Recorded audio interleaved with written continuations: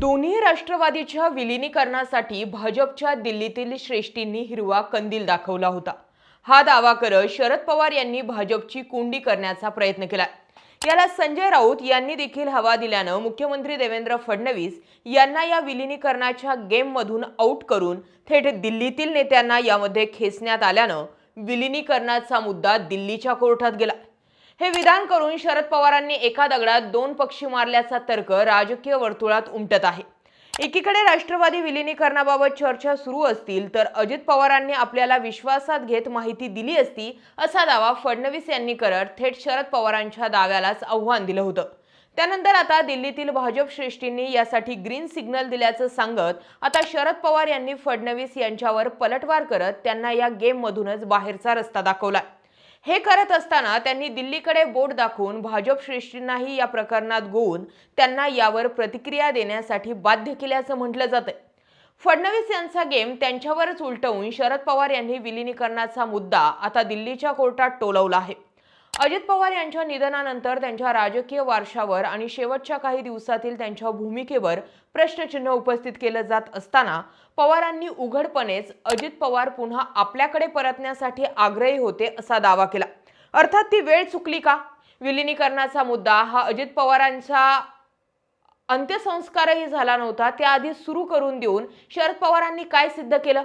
तिकडे सुनेत्रा पवारांना उपमुख्यमंत्री पदाचा घाट घालण्याचा जो प्रयत्न 3 दिवसांनंतरच झाला त्यावरती जशी नाराजी आहे तशीच विलीनीकरणाच्या मुद्द्यावर पवार लगेच बोलल्यानं सुद्धा तितकीच जोराची नाराजी आहे। विलीनीकरणासाठी प्रक्रिया पूर्ण करण्यासाठी त्यांनी दिल्लीतील भाजप नेत्यांशी चर्चा केली होती आणि 14 नोव्हेंबर 2025 रोजीच भाजप हायकमांडने या विलीनीकरणाला संमती दिल्याचा मोठा दावा केला।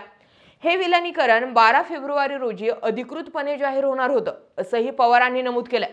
आता पवारांचा हा मुद्दा का तगडा ठरतोय त्याचीही काही कारणे आहेत। दिल्लीतील भाजप नेत्यांना महाराष्ट्रात एक प्रबळ मित्र पक्ष हवा होता जो दिल्लीत भाजपचं बळ वाढवण्यासाठी मोठी भूमिका निभावेल। दिल्ली भाजपचा डोलारा नितीश कुमार आणि चंद्राबाबू नायडू यांच्या भरवशावर उभा आहे। शरद पवार गटाचा 8 खासदारांची ताकद लक्षात घेऊन भाजपला महाराष्ट्रात नसले तरी दिल्ली शरद पवार हवे आहेत आणि त्यामुळेच या विलीनीकरणाला भाजप हायकमांडने मूकसंमती दिली होती असा दावा राजकीय विश्लेषक करतात। परंतु दिल्लीत भाजपला सोयीचे असलेले शरद पवार राज्यात मात्र महायुतीसाठी फारसे महत्त्वाचे नाहीत। किंबहुना राज्यात ते जास्त उपद्रवी ठरण्याची शक्यता आहे कारण विलीनीकरण झाल्यानंतर त्यांच्या पक्षातील नेत्यांनाही काही मंत्रिपद देणं क्रमप्राप्त ठरलं असतं आणि अशानं अजित पवार गटाचे नेते नाराज झाल्यानं महायुतीतील राजकीय गणित बिघडण्याची शक्यता अधिक असती। परंतु तरी देखील दिल्लीची सोय बघता राज्यातही त्यांना सामावून घेतलं गेलं असतं अशी शक्यताही व्यक्त होते। दरम्यान शरद पवारांच्या या वक्तव्यामुळे महायुती आणि महाविकास आघाडीमध्ये नव्या वादाला तोंड फुटलंय। जर दिल्लीतील श्रेष्ठींनी विलीनीकरणाला होकार दिला होता तर मग राज्यातील भाजप नेत्यांना अंधारात ठेवलं होतं का असा प्रश्न विचारला जातोय। देवेंद्र फडणवीस यांनी असे कोणतेही विलीनीकरण होणार नसल्याचं सांगत हे वृत्त फेटाळल्यानं त्यांनाही भाजप श्रेष्ठींनी याची माहिती दिली नव्हती का असाही प्रश्न यातून विचारला जातोय। संजय राऊत यांनी याला क्राईम थ्रिलरचे रूप दिलंय। त्यांच्या मते जर विलीनीकरण होणार होतं तर भाजपचा राज्यातील प्रभाव कमी झाला असता म्हणूनच काही अदृश्य शक्तींनी अजित पवारांचा काटा काढला का असाही अत्यंत गंभीर आरोप त्यांनी केला। दुसरीकडे सुनील तटकरे आणि प्रफुल्ल पटेल यांच्यासारखे नेते सध्या महायुती सोबत राहण्याच्या भूमिकेत आहेत। मात्र शरद पवारांच्या या विधानामुळे अजित पवार गटातील आमदारांमध्ये सुद्धा संभ्रम निर्माण झालाय की खरंच दादांना पुन्हा घरी परतायचे होते की यात काही राजकारण आहे। अजित पवारांच्या निधनाचे आणि विलीनीकरणाच्या चर्चेचे भांडवल होत असल्यानं दोन्ही बाजूंकडून कार्यकर्ते आणि पदाधिकाऱ्यांचा मात्र यात चांगलाच कोंडमारा होतोय।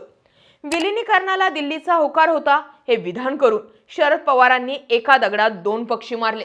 त्यांनी भाजपच्या अंतर्गत समन्वयावरती सुद्धा प्रश्नचिन्ह उपस्थित करत दुसरीकडे अजित पवारांच्या निधनानंतर त्यांच्या समर्थकांना पुन्हा आपल्याकडे वळवण्याची तयारी सुरू केली आहे। राष्ट्रवादीच्या विलीनीकरणामध्ये अजून एका खिलाडीकडे मात्र सोयीस्कररित्या दुर्लक्ष केलं जातंय। हा खिलाडी म्हणजे भाजपच्या दिल्लीतील श्रेष्ठींच्या जेवढ्या जवळचा आहे तेवढ्याच शरद पवारांच्या देखील।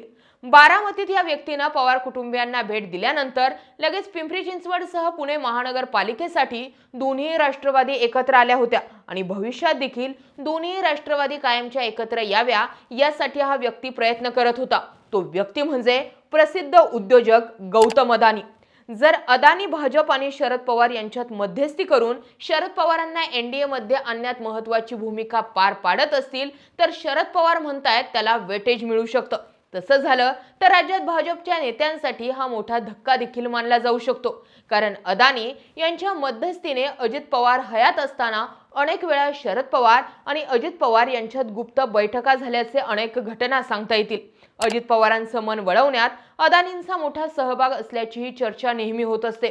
अशात आता अजित पवार हयात नसताना शरद पवार करत असलेले दावे उगाच हवेत नसतील। त्यामुळे येत्या काळात दोन्ही राष्ट्रवादी एकत्र येण्यात भाजप काय भूमिका निभावेल हे दिल्लीतूनच ठरेल असं चित्र सध्या दिसतंय। त्यामुळे राज्यातील फडणवीसांचा ऍक्सेस काटून थेट दिल्लीचा ऍक्सेस मिळवून शरद पवार विलिनीकरणाचा शेवट करतील अशा चर्चा आहेत। आता अर्थात सुनेत्रा पवारांची भूमिका ही महत्त्वाची राहील। आता काय 10वाही होणार नाहीये, 13वा होतोय की नाही याचीही माहिती नाहीये। अजित पवार गेल्यानंतर तिसऱ्याच दिवशी 10वाही करण्यात आला होता आणि राखही सावडली गेली होती अशा पद्धतीच्या बातम्या समोर आल्यात।